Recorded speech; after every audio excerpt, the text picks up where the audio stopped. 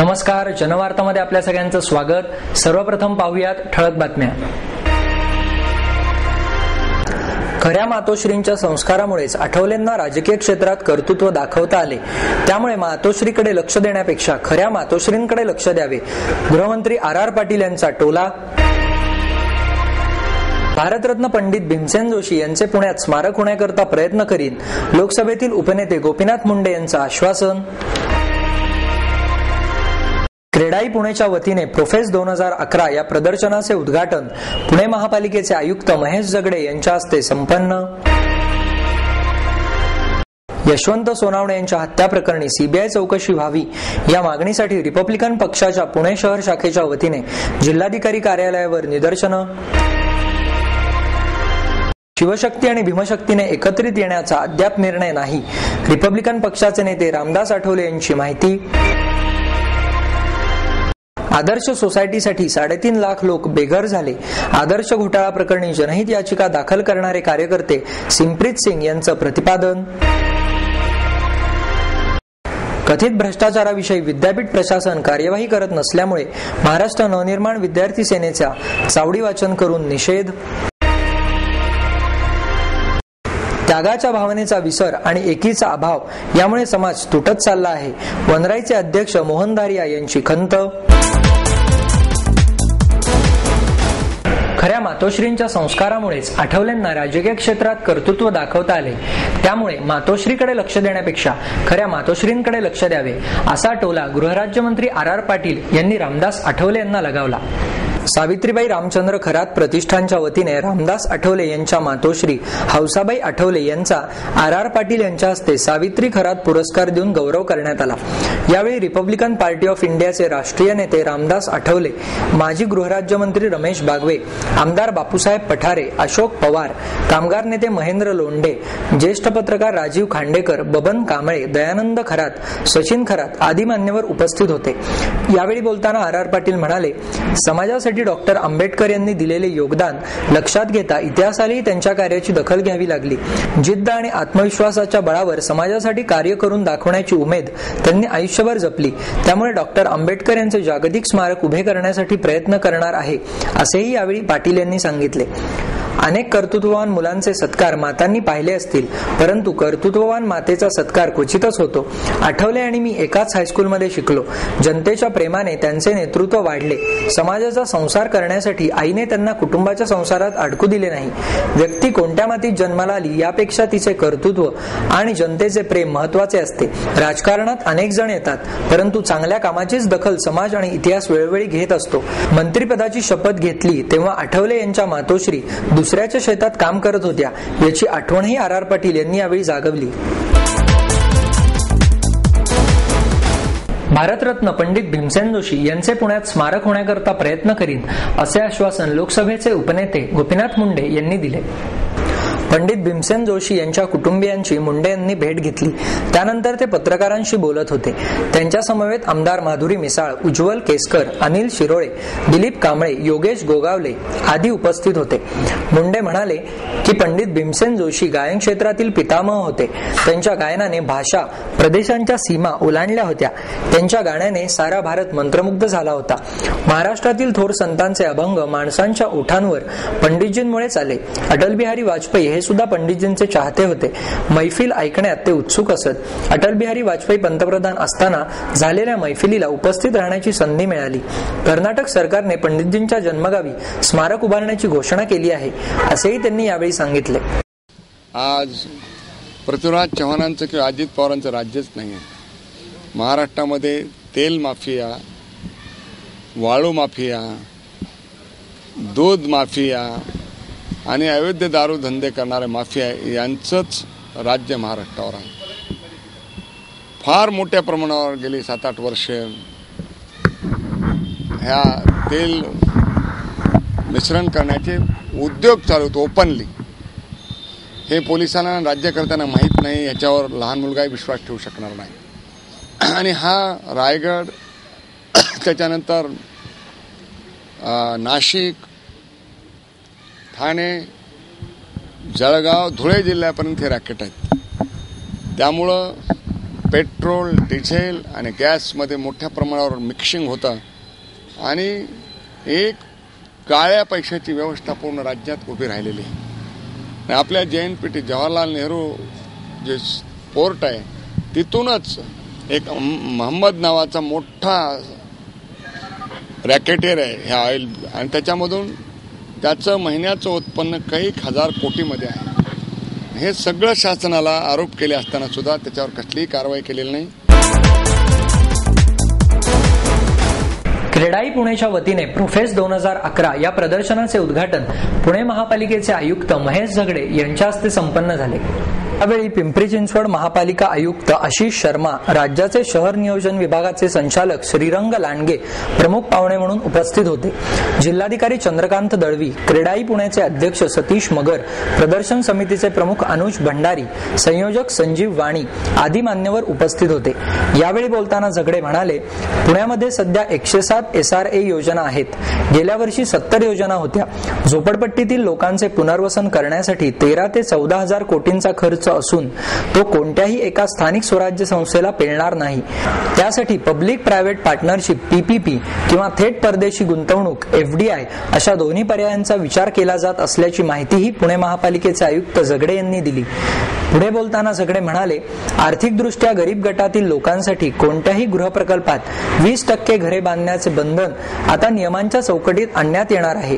महापालिकेच्या विकास आराखड्यामध्येच बांधकाम नियंत्रण नियमावली DC रूल्स मध्येच तशी तरतूद केली जाणार आहे, असेही झगडे यांनी यावेळी बोलताना सांगितले. यशवंत सोनावणे यांच्या हत्येप्रकरणी CBI चौकशी व्हावी या मागणीसाठी रिपब्लिकन पक्षाच्या पुणे शहर शाखेच्या वतीने जिल्हाधिकारी कार्यालयावर निदर्शनं करण्यात आली. यशवंत सोनावणे यांच्या हत्येची CBI मार्फत चौकशी व्हावी आणि सत्य परिस्थिती जनतेसमोर यावी, तसेच पुणे शहर व जिल्ह्यातील तेल माफियांवर कारवाई व्हावी या मागणीसाठी रिपब्लिकन पक्षाच्या पुणे शहर शाखेच्या वतीने जिल्हाधिकारी कार्यालयावर निदर्शने करण्यात आली.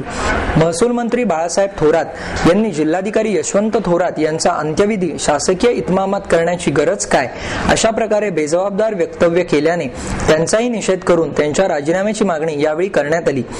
यावेळी परशुराम वाडेकर, नवनाथ कांबळे, बाळासाहेब जानराव, डॉ. सिद्धार्थ धेंडे, हनुमंत साठे, महेश शिंदे, दत्ता पोळ, जयदेव रणवे यांच्यासह अनेक पदाधिकारी आणि कार्यकर्ते उपस्थित होते. शिवशक्ती आणि भीमशक्तीने एकत्रित येण्याचा निर्णय अद्याप नाही, अशी माहिती रिपब्लिकन पक्षाचे नेते रामदास आठवले यांनी दिली. शिवशक्ती आणि भीमशक्तीने एकत्र यावे अशी शिवसेना प्रमुख बाळासाहेब ठाकरे यांची इच्छा असली तरी याबाबत आम्ही अद्याप निर्णय घेतलेला नाही, अशी माहिती रिपब्लिकन पक्षाचे नेते रामदास आठवले यांनी पत्रकार परिषदेत दिली. यशवंत सोनावणे जळीत प्रकरणी आरोपींवर अनुसूचित जाती जमाती प्रतिबंधक कायद्यानुसार कारवाई करण्यात यावी, अशी मागणीही त्यांनी यावेळी केली.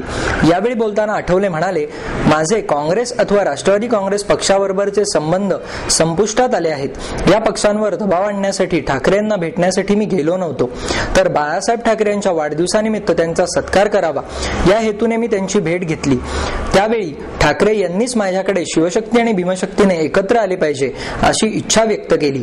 महागाईच्या विरोधात सरकारशी लढा देण्याची आमची तयारी सुरू आहे, मात्र ठाकरे यांच्या भूमिकेबाबत आम्ही अद्याप निर्णय घेतलेला नाही. सामाजिक दृष्ट्या आम्ही सक्षम आहोत. गोपीनाथ मुंडे आणि माझ्यात काही विषयावर मतभेद असले तरी भ्रष्टाचार, अन्याय आणि अत्याचाराच्या विरोधात आम्ही एकत्रित येऊ शकतो. महागाईला केंद्र सरकार जबाबदार आहे. पंतप्रधान चांगले असले तरी महागाई रोखण्यात ते अपयशी ठरले आहेत. राहुल गांधी यांना महाराष्ट्राच्या दलित चळवळीचा अभ्यास नाही, त्यामुळे मी त्यांच्या मताशी सहमत नाही, असे सांगून आठवले यांनी सर्व धर्म आणि जाती जमातीला घेऊन आम्ही स्वाभिमानाने राजकीय वाटचाल करू, असेही यावेळी नमूद केले. आदर्श सोसायटीसाठी 3.5 लाख लोक बेघर झाले असल्याची माहिती आदर्श सोसायटीसाठी जनहित याचिका दाखल करणारे कार्यकर्ते सिमप्रीत सिंग यांनी दिली. लोकशाही उत्सव समितीतर्फे आदर्श लवासा जैतापूर जनआंदोलनाची भूमिका या परिसंवादाचे आयोजन करण्यात आले. यावेळी कार्यक्रमाच्या अध्यक्षा डॉ. सुलभा ब्रह्मे, सुनीती सूर, अमित नाटकर, सिमप्रीत सिंग, शोभा रानडे आदी उपस्थित होते. यावेळी बोलताना सिमप्रीत सिंग म्हणाले, आम्ही माहिती अधिकाराचा वापर करूनही अर्ज केल्यावर 30 दिवसात उत्तर आले नाही. 6 ते 8 कोटींचा फ्लॅट 50 लाखात मिळतोच कसा? 20 ते 25 राजकीय नेत्यांचे फ्लॅट बेनामी आहेत. कष्ट करणाऱ्या लोकांना लोकांना हटवण्याचे काम सुरू आहे. आदर्श सोसायटी 2010 मध्ये सगळ्यांना माहिती झाली, तरीही एकही FIR कोणी दाखल केली नाही. संविधानाने जगण्याचा अधिकार दिला असला तरी जगण्यासाठी लागणाऱ्या अन्न, वस्त्र, निवारा या मूलभूत गरजा भागवण्यासाठी कोणताही कायदा केलेला नाही, असेही त्यांनी सांगितले. पश्चिम घाटाशी छेडछाड करणारा लवासा प्रकल्प थांबवायला हवा, कारण पश्चिम घाटाशी छेडछाड केली तर त्याचा जगावर परिणाम होईल. पश्चिम घाट वाचवणे ही आपली ऐतिहासिक जबाबदारी आहे, असे सामाजिक कार्यकर्त्या सुनीती सूर यांनी सांगितले. त्या म्हणाल्या, या प्रकल्पाचा संबंध काही हेक्टर जमिनीशी नसून या खोऱ्यात असणाऱ्या पाण्याशी देखील आहे. दौंड विस्थापितांचे पुनर्वसन झालेले नाही, ही वस्तुस्थिती आहे. पुण्याचे पाणी पळवले, आता उजनीपर्यंतच्या पाण्यावर या प्रकल्पाचा परिणाम होणार आहे, असेही त्यांनी यावेळी बोलताना सांगितले. कथित भ्रष्टाचाराविषयी विद्यापीठ प्रशासन कार्यवाही करत नसल्यामुळे महाराष्ट्र नवनिर्माण विद्यार्थी सेनेच्या वतीने चावडी वाचन करून निषेध व्यक्त करण्यात आला. पुणे विद्यापीठातील ट्रिपल कनेक्टिव्हिटीबाबत झालेल्या कथित भ्रष्टाचाराविषयी विद्यापीठ प्रशासन कार्यवाही करत नसल्याने महाराष्ट्र नवनिर्माण विद्यार्थी सेनेने चावडी वाचन करून निषेध नोंदवला. शोधा रे शोधा, स्टुडंट फॅसिलिटेशन सेंटर शोधा, भ्रष्टाचार भ्रष्टाचार, ट्रिपल कनेक्टिव्हिटीमध्ये भ्रष्टाचार असे फलक हातात घेऊन आणि डफ वाजवून विद्यार्थी सेनेच्या आंदोलकांनी चावडी वाचन केले. पुणे विद्यापीठ आवारातील सर्व विभाग आणि संलग्न महाविद्यालये यांना जोडून वेगवेगळी माहिती आणि ऑनलाईन सेवा देण्यासाठी जून 2007 मध्ये ही सेवा सुरू करण्यात आली. 2010 मध्ये ही योजना पूर्ण होणे अपेक्षित होते, परंतु अजूनही अनेक कॉलेजमध्ये त्याविषयीचे काम सुरूच आहे. म्हणूनच याबाबत विद्यार्थी सेनेने आंदोलन केले होते. मात्र तरीही विद्यापीठ प्रशासन त्याविषयी माहिती देण्यास टाळाटाळ करत असल्याचा आरोप विद्यार्थी सेनेने केला. म्हणूनच विद्यापीठातील विविध विभाग, वसतिगृह, उपहारगृह, ग्रंथालय या ठिकाणी दवंडी पिटवून चावडी वाचनाद्वारे ट्रिपल कनेक्टिव्हिटीची सद्यस्थिती मांडण्यात आली. स्टुडंट फॅसिलिटेशन सेंटर अस्तित्वातच नाही आहे हो. विद्यापीठाच्या आवारातील विद्यार्थ्यांना ईमेल आयडीचे वाटप झालेले नाही आहे हो.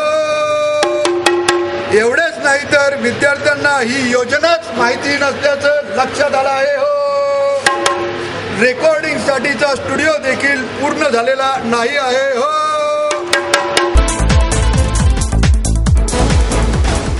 त्यागाच्या भावनेचा विसर आणि एकीचा अभाव यामुळे समाज तुटत चालला आहे, अशी खंत वनराईचे अध्यक्ष मोहन धारिया यांनी व्यक्त केली. जनसेवा फाउंडेशन, जागतिक वयोवर्धन सेंटर आणि इतर सहयोगी संस्थांच्या वतीने ज्येष्ठांना द्या कुटुंबात सुरक्षितता या विषयावरील चर्चासत्राचे आयोजन करण्यात आले. यावेळी ज्येष्ठ समाजसेवक मोहन धारिया, ज्येष्ठ पत्रकार शरदचंद्र गोखले, वरिष्ठ पोलीस निरीक्षक बाजीराव भोसले, ज्येष्ठ पत्रकार सुरेशचंद्र पाध्ये, पुणे बार असोसिएशनचे अध्यक्ष मिलिंद पवार, संयोजक विनोद शहा आदी मान्यवर उपस्थित होते. यावेळी बोलताना धारिया म्हणाले, देशात सध्या 10 कोटी वृद्ध आहेत, तेव्हा किती वृद्धाश्रम बांधणार असा सवाल उपस्थित करून फक्त वृद्धाश्रमाने हा प्रश्न सुटणार नसून मूल्यांचे संस्कार करून मानसिक बदल घडवून आणावे लागतील, असे मतही त्यांनी यावेळी व्यक्त केले. यावेळी बोलताना जैन म्हणाले, ज्येष्ठांची सुरक्षितता ही एक सामाजिक समस्या झाली आहे. काही प्रकरणात कायद्याची आवश्यकता आहे, परंतु कायद्यामुळे उद्ध्वस्त होणारे कुटुंब, होणारी बदनामी हे लक्षात घेता खोट्या तक्रारी केल्यास भरीव दंड वसूल केला जावा. गोखले म्हणाले, वृद्धांविषयी निश्चित धोरण ठरवण्यात सरकार उदासीन आहे. ज्येष्ठ नागरिकांनी एकत्र येऊन दबाव वाढवला पाहिजे. समाजावर अन्यायकारक होत असलेले कायदे बदलले पाहिजेत, असेही त्यांनी सांगितले. यावेळी बोलताना भोसले म्हणाले, मुले कमवती झाली की मातापित्यांकडे दुर्लक्ष करतात. ही प्रवृत्ती बदलली पाहिजे. महिलांचे प्रश्न सोडवण्यासाठी महिला दक्षता कमिटी आणि महिला तक्रार निवारण केंद्रामार्फत आम्ही तक्रार सोडवण्याचा प्रयत्न करतो, परंतु मुलामुलींच्या पालकांचा इगो प्रकरण वाढवण्यात कारणीभूत ठरतो, असेही त्यांनी यावेळी सांगितले. वेताळ टेकडीवरील जागा सार्वजनिक क्षेत्रात वर्ग करण्यासाठी कार्यवाही सुरू करण्यात आली आहे. राज्य सरकारच्या नगर विकास विभागाने कोथरूड येथील वेताळ टेकडीवरील काही भाग डोंगरमाथा डोंगर उतारावरून वगळण्याची कार्यवाही सुरू केली आहे. Automotive research association of India ARAI या संस्थेकरता हा निर्णय घेण्यात आला. या संदर्भात नगर विकास विभागाने नागरिकांकडून हरकती आणि सूचना मागवल्या आहेत. 30 दिवसांच्या आत त्या नोंदवाव्यात असे आवाहनही करण्यात आले आहे. वेताळ टेकडी हा भाग वन विभागाच्या ताब्यात असून तेथील काही जागा ARAI करता दिली आहे. या ठिकाणी संस्था कार्यरत असून संस्थेच्या ताब्यात असलेली सर्वे क्रमांक 102 ही जागा डोंगर माथा आणि डोंगर उतार या क्षेत्रात मोडते. यातून ही जागा वगळून सार्वजनिक क्षेत्रात वर्ग करण्यासाठी कार्यवाही सुरू करण्यात आली आहे.